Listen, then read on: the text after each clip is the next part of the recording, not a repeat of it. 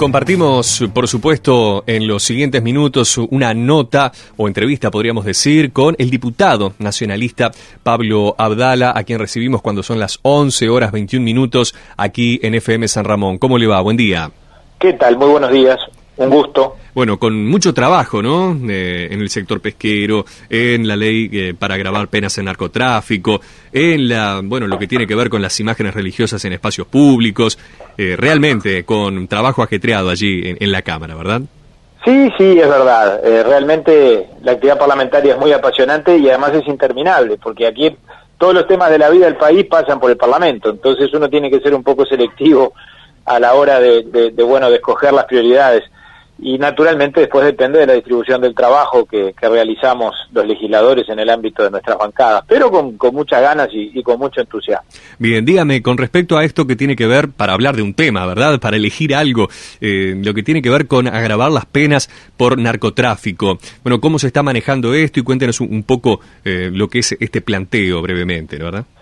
Bueno, esta es una de las iniciativas que ustedes recordarán surgió del acuerdo multipartidario, de los acuerdos multipartidarios que se realizaron el año pasado con el presidente de la República a partir de un diálogo sobre seguridad pública que se desarrolló en la presidencia, en la torre ejecutiva, que creo que no fue todo lo productivo que hubiéramos querido, porque evidentemente el gobierno estaba muy limitado en cuanto a no avanzar mucho, más allá de lo que su fuerza política lo permitía, pero se considere poco o mucho, el resultado de esa instancia fueron estos 4 proyectos de ley, uno de ellos vinculados con la implementación del nuevo Código del Proceso Penal, que ustedes habrán visto que está muy en discusión en forma permanente, otro vinculado con el delito de homicidio, otro vinculado con la limitación a las libertades anticipadas, provisional y condicional en los casos de reincidencia.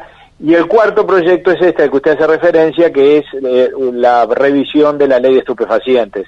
La ley de estupefacientes es del año 1974, después fue modificada en democracia en el año 1998, y ahora se le introducen una serie de ajustes con este proyecto, que básicamente, para que la audiencia entienda por dónde van las cosas, tiene 2 aspectos fundamentales. Por un lado, una suerte de institucionalidad que se crea para el combate al narcotráfico, se conforma allí una Comisión Nacional de Lucha contra el Narcotráfico y el Crimen Organizado, integrada por distintos organismos vinculados al tema, se crean comités de paso de frontera para que esos comités trabajen específicamente en el control vinculado con precisamente el tránsito de mercaderías prohibidas o de estupefacientes a través de las distintas fronteras nacionales, tanto secas como marítimas. Allí participa, por lo tanto, también la Dirección Nacional de Aduanas, la Administración Nacional de Puertos. Y por otro lado, el otro aspecto tiene que ver específicamente con los aspectos penales, con las penas. Hay un incremento de las penas, en general, de las distintas figuras delictivas que están vinculadas a la actividad del narcotráfico, ¿verdad? Tanto la producción de estupefacientes como la comercialización, la distribución, el tránsito, la importación, la exportación o el financiamiento. Hasta ahora, en función de lo que se determinó en el año 1998, estos delitos están castigados por la ley, pero tienen penas que están por debajo de los 2 años de penitenciaría como pena mínima. Eso los hace inexcarcelables. Lo que ahora la ley está proponiendo es subir esas penas para que estos delitos para que estos delitos sean ahora inescarcelables y por lo tanto quien los comete inexorablemente vaya preso. Perfecto. Es muy interesante que cuente todo esto porque no se trata solamente de agravar las penas, sino que conlleva muchas más cosas, ¿verdad?, que usted ha mencionado, como la creación de comisiones y demás. Por supuesto. El combate al delito no se soluciona simplemente incrementando penas. Las penas no tienen un efecto mágico. Desde luego las políticas públicas son mucho más complejas y naturalmente la función de represión del delito y de prevención del delito por parte de los organismos especializados del Ministerio del Interior es absolutamente esencial. Bien, ¿cómo se ha trabajado y cómo se ha modificado tantas cosas en materia penal, verdad? Uno está viendo allí nuevas figuras, bueno, se ha hablado y se ha debatido sobre el femicidio, bueno, qué más, ¿no? De modificar el Código del Proceso Penal con todo lo que esto llevaría, cambiar el proceso, ¿verdad? De inquisitivo, acusatorio, es decir, cambiaría totalmente la forma de trabajar de los fiscales y de todas las agencias, en definitiva. También el tema del delito allí de abuso de funciones, ¿verdad? Que muchos también han hablado de esto porque, bueno, algunos quieren que deje de existir, tienen sus fundamentos, y otros prefieren que continúe. ¿En qué posición está usted en este último caso puntualmente? Yo creo que no es la oportunidad de derogar el delito de abuso de funciones, y mucho menos hacerlo de esta forma, ¿verdad? Tomando un atajo, por decirlo de alguna manera, o actuando en forma sorpresiva, porque esto es lo que ocurrió. Hace pocas semanas apareció en el Senado un proyecto para derogar el delito de abuso innominado de funciones, cuando en realidad, mire usted, en la Cámara de Diputados que yo integro y en la Comisión de Constitución que yo integro, se está analizando y se está procesando la reforma del Código Penal en su conjunto. Parecía lógico que esta discusión no la tuvieran en el Senado los senadores, sino que primero la tuviéramos los diputados, que estamos analizando la aprobación del nuevo Código Penal.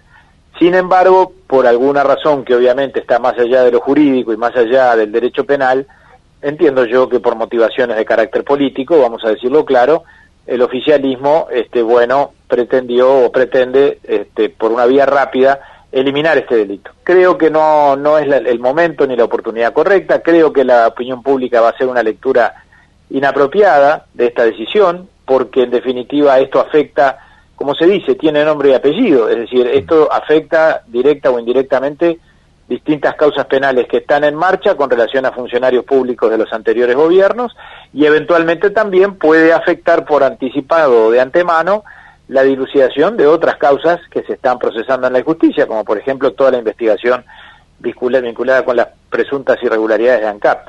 Entonces yo creo que la opinión pública va a interpretar inadecuadamente esta decisión. Nosotros entendemos que el sistema político daría una muy mala señal, y por eso creo que lo razonable sería desistir de esta actitud, y después con tiempo, y en el ámbito que corresponde, que es en el que yo mencioné, del análisis del Código Penal, reflexionar si conviene derogarlo o no, y eventualmente, si se lo fuera a modificar, porque esa es una tercera posibilidad, ver cuál es la figura jurídica más adecuada. Yo no estoy muy convencido que el delito sea tan injusto como dicen. Probablemente lo sea, y probablemente haya que corregirlo, pero no eliminarlo completamente. Creo que eliminarlo completamente puede llegar a generar un vacío en nuestra legislación, y eso tampoco es algo positivo. Por eso también hay que darse tiempo para no cometer ese error. No, y sobre todo cuando se trata de funcionarios, ¿verdad?, como sujetos pasivos también, la opinión pública está allí, ¿verdad?, muy atenta. A ver, sobre todo cuando se trata de hacer algo más benigno, ¿verdad?, o de eliminar, en este caso, un delito, ¿verdad? Entonces, la gente, cuando se trata de funcionarios públicos, allí también empieza a mirar con cierto recelo. Completamente.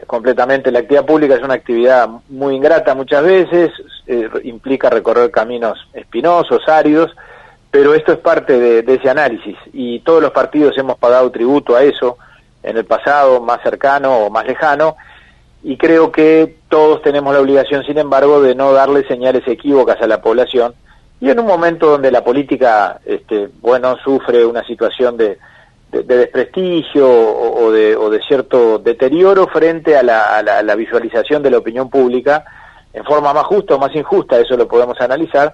Me parece que desde el sistema político lo que tenemos que hacer es precisamente evitar esas decisiones o esas señales, como yo decía, que puedan profundizar o agravar esta situación, porque la política, en definitiva, todos la tenemos que cuidar, porque nos guste o no, sin política las sociedades no pueden funcionar, y la política es la que gobierna y la que conduce a la sociedad.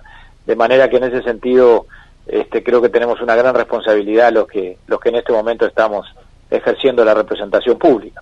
Bien, en otros asuntos, mucho se habló sobre esta imagen de la Virgen María allí en Montevideo. Se terminó definiendo finalmente que no, ¿verdad? Pero hubo una discusión, después se habló acerca de la votación en la Junta Departamental, de la disciplina partidaria, en fin, pero dejando un poco de lado eso, ¿qué opinión usted le merece? Porque además ha presentado un proyecto de ley para autorizar imágenes religiosas en espacios públicos. Otro tema también que cuando se trata de estas cosas la gente también mira con un tanto de recelo, ¿verdad? Y tal vez sin importar la religión, pero hay algo allí que le causa cierto temor, ¿verdad? Como que está afectándose la laicidad de alguna forma y uno ya, bueno, empieza a mirar con atención.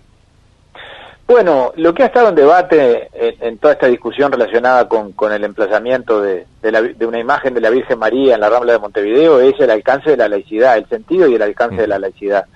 Nosotros entendemos que la laicidad es un principio fundamental para la organización del Estado y de la sociedad en la que vivimos y convivimos, pero tenemos un concepto de laicidad muy amplio. Nosotros no asociamos la laicidad a la prohibición, acá lo que hubo fue una prohibición. Asociamos la laicidad a la apertura, al reconocimiento, a la diversidad, a la pluralidad. Y en ese sentido, en lo que tiene que ver con la relación entre el espacio público y las manifestaciones religiosas, creemos, y es lo que intentamos plasmar en ese proyecto de ley, que si bien el Estado no sostiene religión alguna, como lo dice el artículo 5, eso no implica que se abstenga del fenómeno religioso o que no se vincule con las distintas manifestaciones religiosas o que no colabore con ellas, con todas ellas, desde luego, no con ninguna o con una en particular en desmedro de otras, no, con todas por igual, y eso implica, a nuestro juicio, bueno, la participación o la presencia del fenómeno religioso en el espacio público, porque la religión es un fenómeno que se realiza en el ámbito de lo público y no debe quedar confinada o recluida al ámbito de lo privado. Entonces, nosotros creemos que la laicidad debe implicar que el Estado, sin confesar ninguna religión, sin profesar ninguna religión, debe facilitar a todas las religiones que se puedan expresar, que puedan tener sus símbolos, que puedan tener sus manifestaciones, que puedan realizar sus actividades.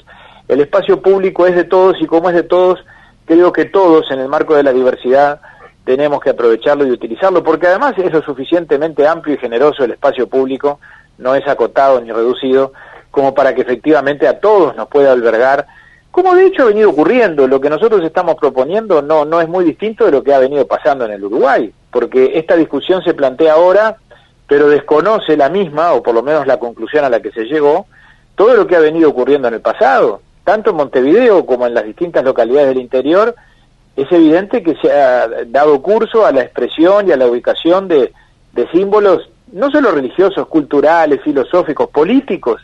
Es el mismo razonamiento aplicable para las representaciones políticas.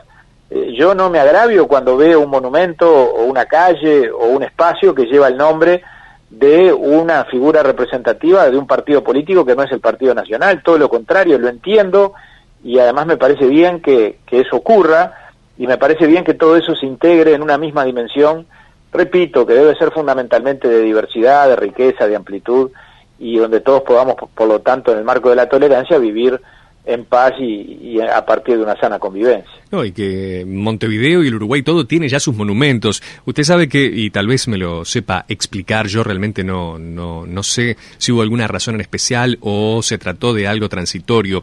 Usted recuerda, bueno, que había una imagen de Juan Pablo II en una iglesia, una parroquia en realidad que está sobre Boulevard Artigas, estaba afuera. Cuando falleció Juan Pablo II, esa estatua se trasladó a la cruz, a esa popular cruz de Boulevard Artigas.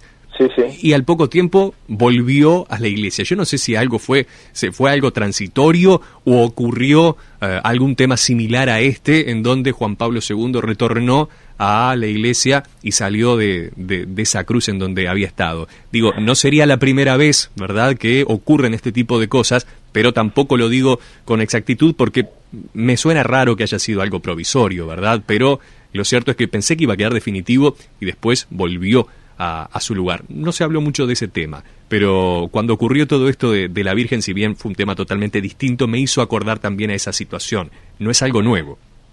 Está bien. Hubo una gran polémica en cada oportunidad en la que estos temas se plantearon, también con el emplazamiento de la cruz en ese lugar. Ajá. Déjeme decirle que si bien me consta lo que usted menciona en cuanto al, digamos, ese trasiego de la imagen de Juan Pablo II, hoy por suerte está colocada nuevamente en el cantero al pie de la cruz. Bien. Allí en Boulevard Artigas, donde a mi juicio debe estar y a mi juicio nunca debió salir de allí. Yo creo que, repito, esto no es un tema que debe quedar circunscrito a la religión católica. La religión católica es de una enorme importancia en el Uruguay, no solo por la cantidad de fieles que tiene, sino por además el papel que le cupo a lo largo de la historia, en la forja de la historia nacional, es decir, en su permanente dialéctica o intercambio con quienes fueron los precursores de la nación y quienes impulsaron, por lo tanto, la construcción de nuestra identidad y de nuestra independencia. Pero también, por supuesto, estos conceptos valen para cualquier otro credo religioso, para la religión judía, para la religión evangélica, para todas las instituciones religiosas. Creo que debe valer el mismo criterio, porque el fenómeno religioso tiene que ver con la libertad de los individuos, con la libertad religiosa de optar por una religión o de no optar por ninguna, naturalmente, y por lo tanto, desde ese punto de vista, creo que tiene una importancia para la sociedad y tiene una importancia para la propia convivencia y para el propio bienestar de los uruguayos. Hay que ver a la religión como un elemento positivo, como un elemento que a mucha gente le da sentido a la vida y le da sosiego y le da felicidad, y se ampara y se resguarda en ella. Por eso es que el Estado debe verla como un aliado, como un elemento que es bueno que se difunda y que se propague y que se facilite. Perfecto. Bueno, hemos hablado de varios temas, seguramente en otra oportunidad seguiremos dialogando de otros porque, como usted bien decía, la actividad parlamentaria está, bueno, en constante movimiento y siempre con nuevas cosas y nuevos temas. Ha sido un placer dialogar con usted en esta mañana, nos estaremos hablando muy pronto seguramente. Estamos a las órdenes, mucho gusto y gracias por el llamado.